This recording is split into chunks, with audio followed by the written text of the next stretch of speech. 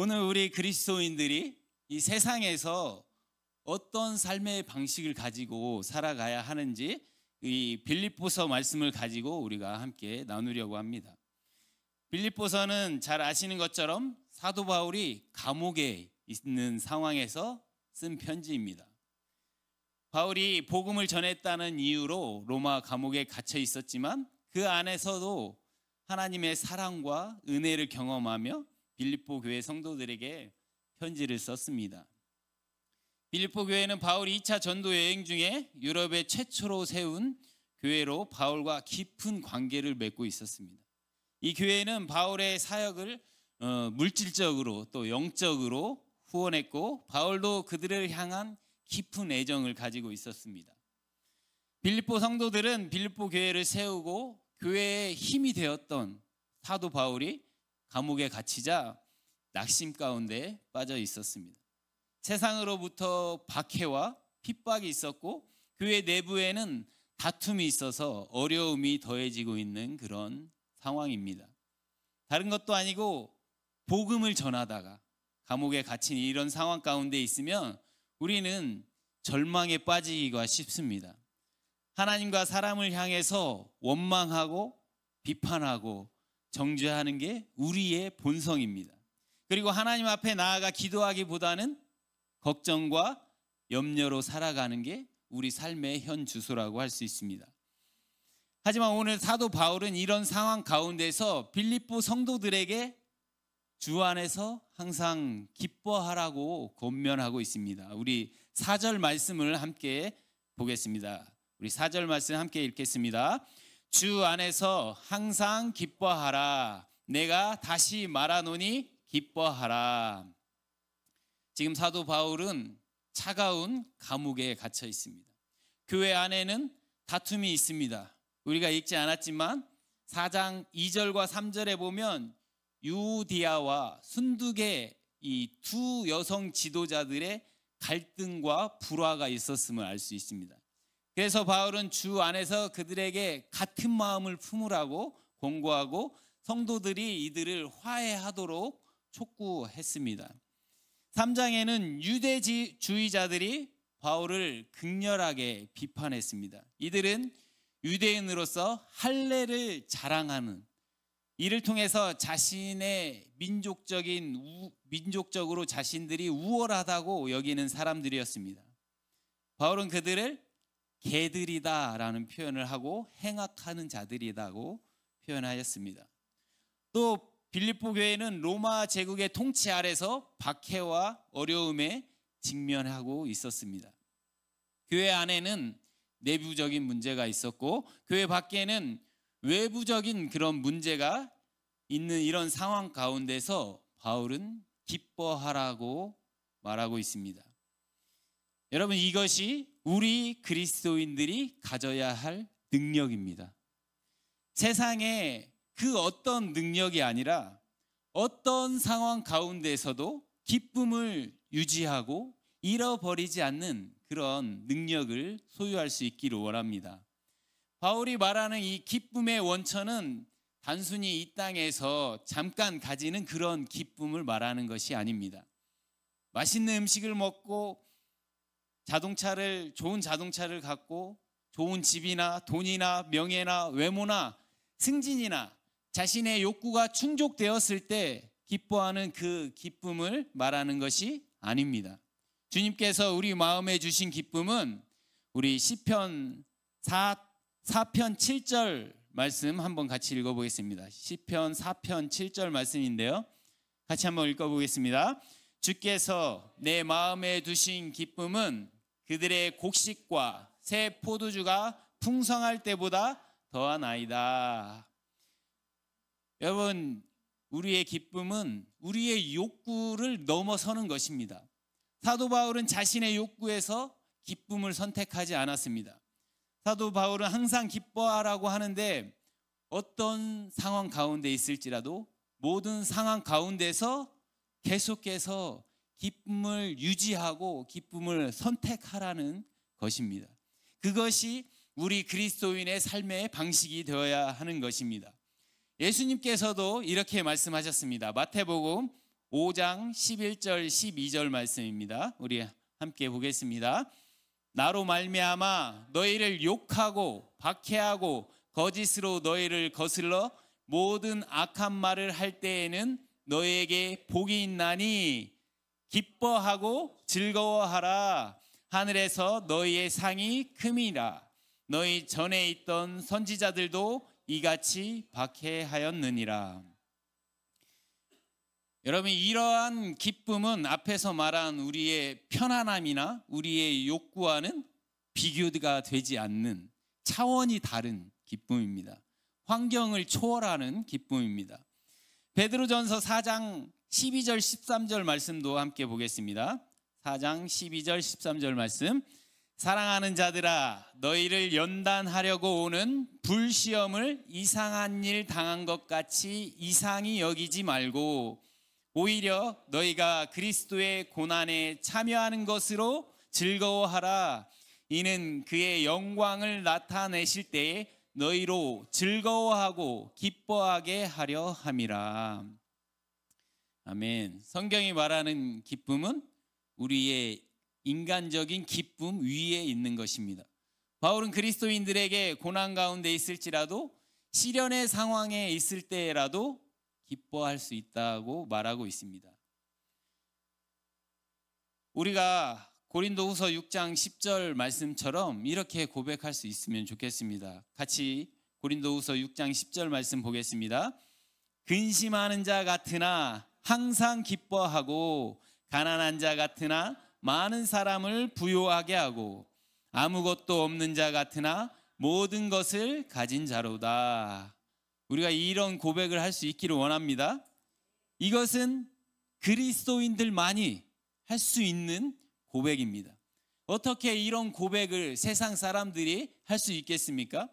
이것은 주 안에 있는 자들이 누릴 수 있는 기쁨인 것입니다. 이 기쁨의 능력을 소유하시기 바랍니다. 어떠한 경우라도 기쁨을 잃지 않기를 바랍니다. 우리 욕구가 충족되었을 때 느끼는 기쁨이라면 우리는 상황에 따라서 원하는 것을 얻을 수 없기 때문에 항상 기뻐할 수 없습니다. 그러나 우리는 하나님 나라의 시민입니다. 세상에 살고 있지만 세상에 속한 사람이 아니라 주님께 속한 사람입니다. 내가 무엇을 통해서 기뻐하고 무엇 안에서 기뻐하고 있는가? 나에게 만족을 주는 것이 이 세상에 있다면 우리의 삶의 방식이 바뀔 수 없습니다. 우리는 이 세상이라는 곳에서 주 안이라는 곳으로 기쁨의 장소가 옮겨져야 하는 것입니다. 그래서 사도 바울이 4절에서 항상 기뻐하라, 내가 다시 말하노니 기뻐하라는 그 말 앞에 주 안에서 항상 기뻐하고 항상 기뻐하라 기록하고 있는 것입니다. 바울에게 있어서 기쁨의 근원은 예수 그리스도였습니다. 모든 상황 속에서도 그리스도와의 관계를 통해서 기쁨을 누릴 수 있었습니다. 그리스도 안에서 얻는 구원과 하나님의 사랑이 바울의 기쁨의 근원이었습니다. 우리가 상황을 넘어서서 주님 안에서 기뻐할 수 있는 이유는 그 안에서 우리가 안전하기 때문입니다. 우리의 구원이 확실하고 우리의 상황 가운데서, 우리의 모든 상황 가운데서 하나님께서 우리와 함께 하시고 우리를 인도하신다는 것을 믿기 때문입니다. 우리는 기쁨의 대상을 바꿔야 합니다. 기쁨의 이유를 바꿔야 합니다. 무엇 때문에 기뻐하고 어디에서 기뻐하고 있습니까? 우리에게 만족을 주는 것이 이 세상에 있다면 주 안이라는 곳으로 기쁨의 장소를 바꾸기 바랍니다. 하나님 나라의 백성은 기쁨의 이유가 다른 것입니다. 오직 주님 안에 참 만족과 참 기쁨이 있는 줄로 믿습니다. 어떤 환경에 있을지라도 주 안에서 기쁨을 선택하고 기쁨을 빼앗기지 않기를 바랍니다. 네, 그리스도인의 삶의 방식 두 번째는 관용하는 삶입니다. 우리 4장 5절 말씀 함께 보겠습니다. 함께 보겠습니다. 너희 관용을 모든 사람에게 알게 하라. 주께서 가까우시니라. 4절에서 기뻐하라는 것은 어떤 상황 속에 있을 때에 명령하신 것이었다면, 두 번째 관용은 사람과의 관계 속에 있을 때 말하는 것입니다. 관용은 온순하고 온화한, 온유한, 친절한 이런 뜻을 가지고 있습니다. 사소한 문제에 너무 지나치게 화를 내지 않고 자신의 개인적 권리를 양보하면서 다른 사람에게 너그러움과 친절을 베푸는 것을 의미합니다. 이 관용은 다른 사람과의 관계에서 나타나는 것입니다. 우리의 본성은 어떻습니까? 자기에게 이익을 줄 만한 사람에게는 잘하고, 자기의 이득이 되는 사람이라고 자기에게 이득이 되지 않는 사람이라고 생각하면 무시하고 무가치한 존재로 여겨버립니다. 더군다나 부당한 상황, 억울하고 손해보는 상황에 처했을 때 더욱 우리 자신의 이익을 생각하게 됩니다. 그러나 관용이라는 것은 그런 상황에서 다른 사람의 연약함과 부족함을 받아들이고 용서하는 것입니다. 우리가 주님께 받은 사랑과 자비를 다른 사람에게 베푸는 것입니다. 우리는 어떻습니까? 상대방이 잘못했습니다. 분명히 그 사람에게 문제가 있습니다. 이런 경우에 우리는 철저하게 보복을 하려고 합니다. 상대방이 행한 대로 갚아주어야 합니다. 이에는 이, 눈에는 눈으로만 갚아주면 다행인데 그 이상으로 갚아주려고 하는 게 우리의 본성입니다. 그러나 관용하는 삶은 그렇지 않은 것입니다. 전혀 반대되는 모습을 우리가 가지고 있습니다. 상대방의 연약함을, 부족함을 관용하는 것이 우리의 삶에 나타났으면 좋겠습니다. 부족함과 연약함이 있을 때 우리는 내 성격대로 화를 내는 게 아니라 온유함으로 다시 새롭게 시작할 수 있도록 기회를 주는 것입니다. 이것이 우리 그리스도의 삶의 방식이 되어야 하는 것입니다. 이것이 진짜 그리스도인의 실력입니다. 이것이 진짜 그리스도인의 능력인 것입니다. 교회 안에서 이런 관용이 있어야 합니다. 누가 이런 관용을 베풀 수 있습니까? 주님의 말씀을 가지고 주님을 닮아가는 사람들이 할 수 있습니다. 누가 관용할 수 있습니까? 빌립보 교회의 유오디아와 순두계뿐만 아니라 여기 계신 우리 믿음의 어르신들, 예수님을 닮아가고 말씀으로 살아내는 믿음의 사람들이 할 수 있습니다. 그런데 아무리 교회를 우리가 오래 다녔고 직분을 받았다고 해서 목사이고 장로이고 권사이고 집사라고 예수님을 닮아가고 믿음의 어른이 되고 믿음의 선배가 저절로 되는 것은 아닙니다. 하나님의 말씀을 붙들고 씨름해야 합니다. 자신의 부족함을 발견했다면 끊임없이 자신을 쳐서 복종시켜야 합니다. 말씀을 붙들고 하나님 앞에 엎드려야 합니다. 자신에게 말씀을 적용해야 합니다. 그렇지 않고는 우리의 신앙의 성숙이 일어나지 않습니다. 믿음의 어른이 되지 못합니다. 그렇지 않고는 그리스도인다운 삶의 방식을 가지고 살아갈 수 없습니다. 다른 사람에 대해서 관용하지 않습니다. 자신에게는 한없이 관용을 베풀고 은혜로 대할지 모르지만 다른 사람에 대해서는 지적하고 비판하고 정죄하며 살아갑니다. 우리 모두의 신앙이 성숙해질 수 있기를 원합니다.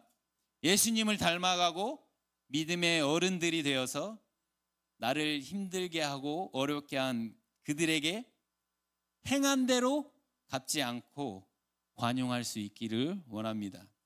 따뜻하게 포용할 수 있는 그런 넉넉한 신앙의 실력자들이 될 수 있기를 원합니다. 이런 관용이 베풀어질 때 어떤 일이 일어날까요? 서로를 향해서 적으로 생각하지 않습니다. 서로를 향해서 무장이 해제됩니다. 칼과 창을 서로 내려놓고 손을 마주 잡는 그런 평화의 공동체로 변화되어 갈 것입니다. 우리가 사람과의 관계에서 관용을 베풀 때 기쁨이 있습니다. 평강이 있습니다. 그리고 교회가 복음의 통로가 되는 줄 믿습니다. 우리 옆에 있는 분들 한번 보면서 이렇게 한번 이야기해 주면 좋을 것 같습니다.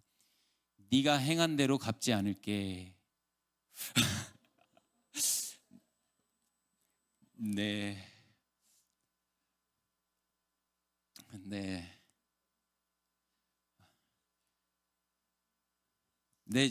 진심으로 네가 행한 대로 갚지 않기를 바랍니다.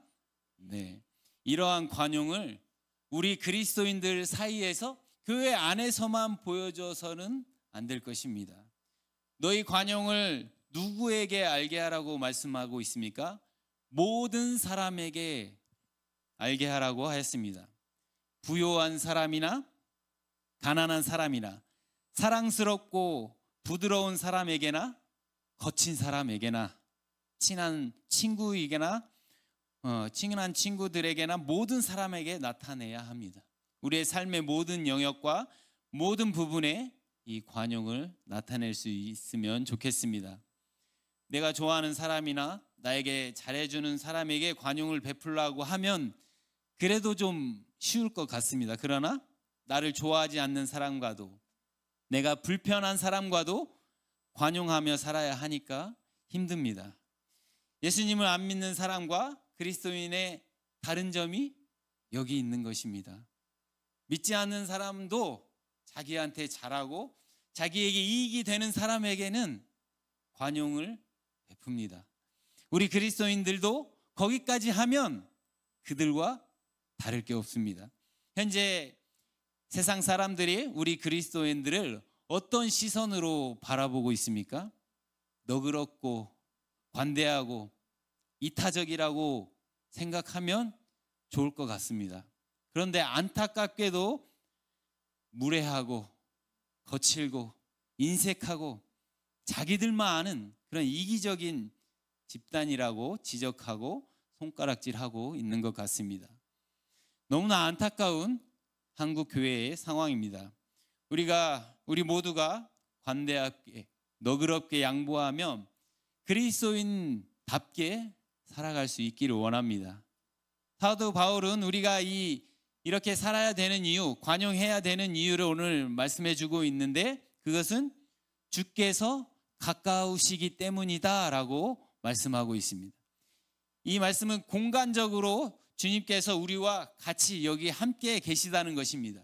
주님께서 우리 곁에서 우리를 인도하시고 가르쳐 주시고 격려해 주시고 도와주시는 분입니다.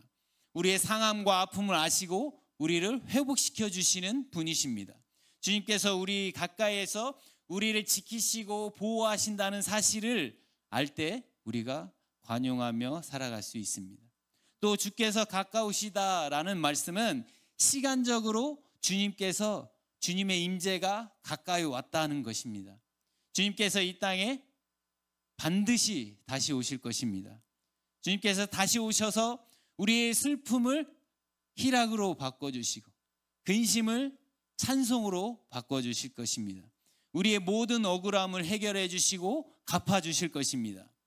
우리가 주님이 곧 오시리라는 이런 종말론적인 신앙을 가졌다면 옆에 있는 지체들에게 인색하게 대하고 보복하며 살다가 주님을 만나고 싶지 않을 것입니다.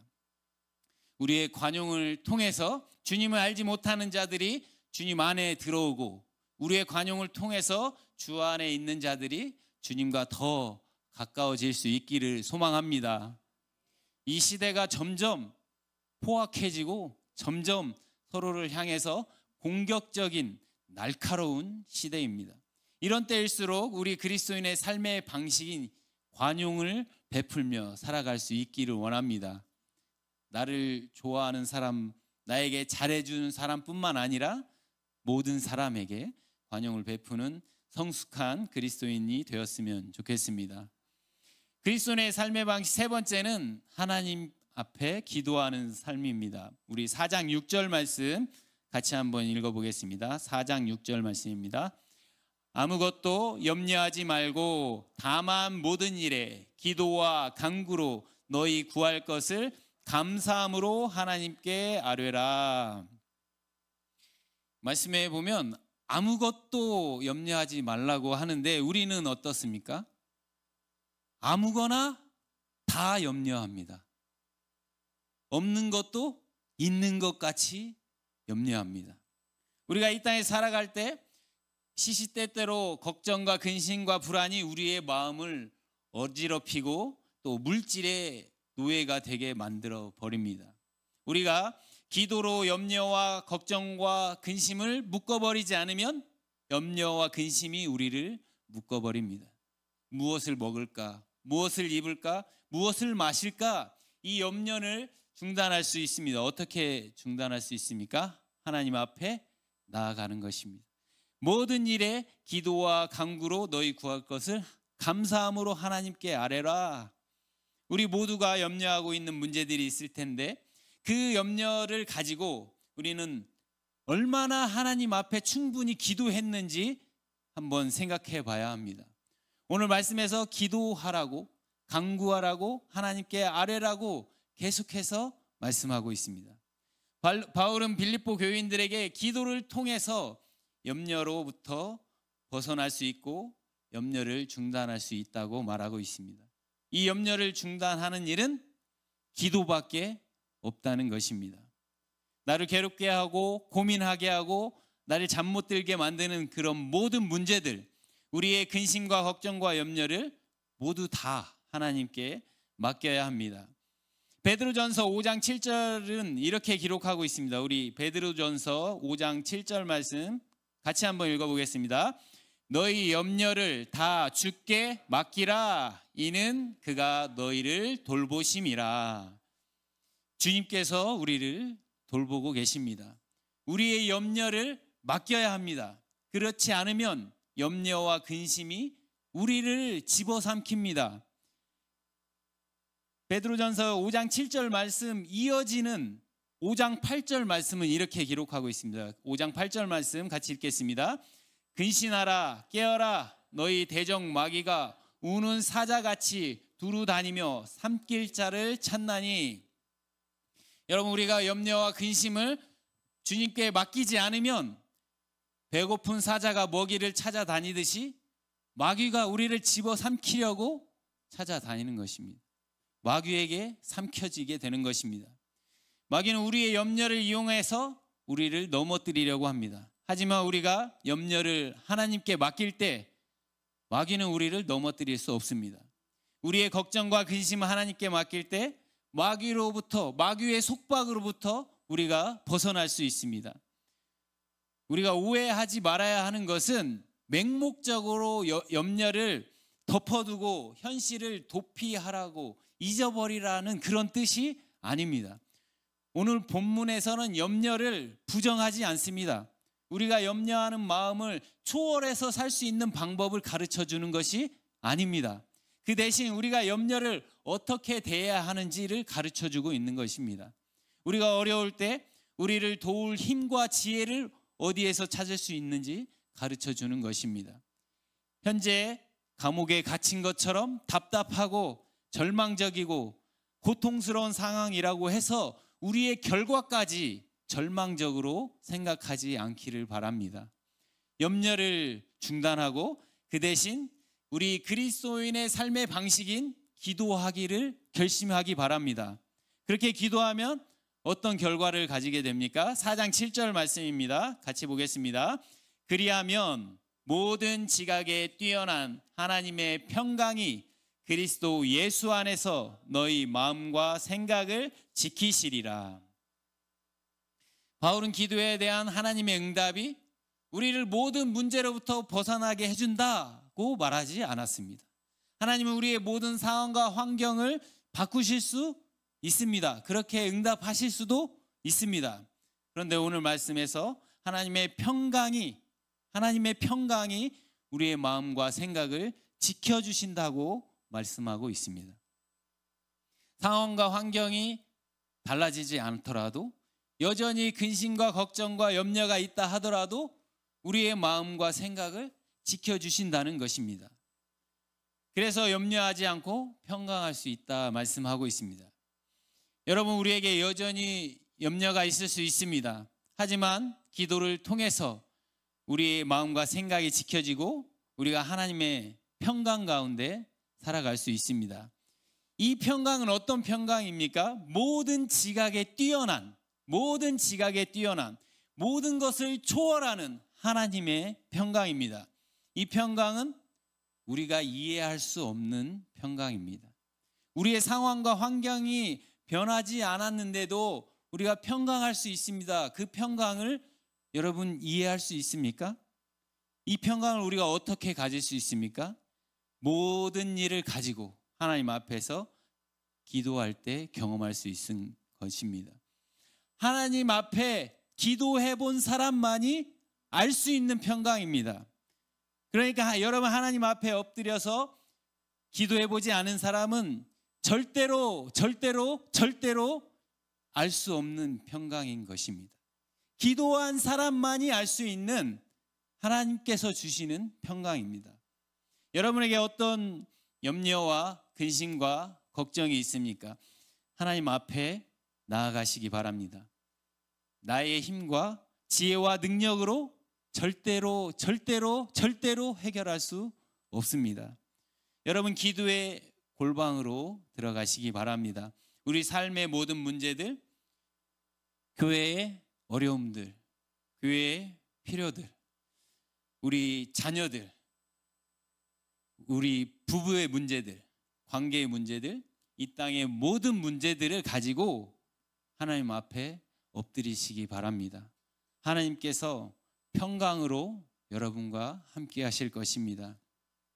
현재 어떤 상황 가운데 있을지라도 모든 지각에 뛰어나신 하나님 앞으로 나아갈 수 있기를 원합니다. 여호와로 인하여서 기뻐할 수 있기를 원합니다. 그리스도인의 삶의 방식을 가지고 관용하며 살아갈 수 있기를 바랍니다. 우리가 눈앞의 현실을 바라보면 염려가 되고 절망할 수밖에 없습니다. 우리는 그때에 눈을 감고 하나님을 바라보는 것입니다. 그러면 모든 생각을 뛰어넘는 하나님의 평강이 우리 모두에게 임할 줄 믿습니다.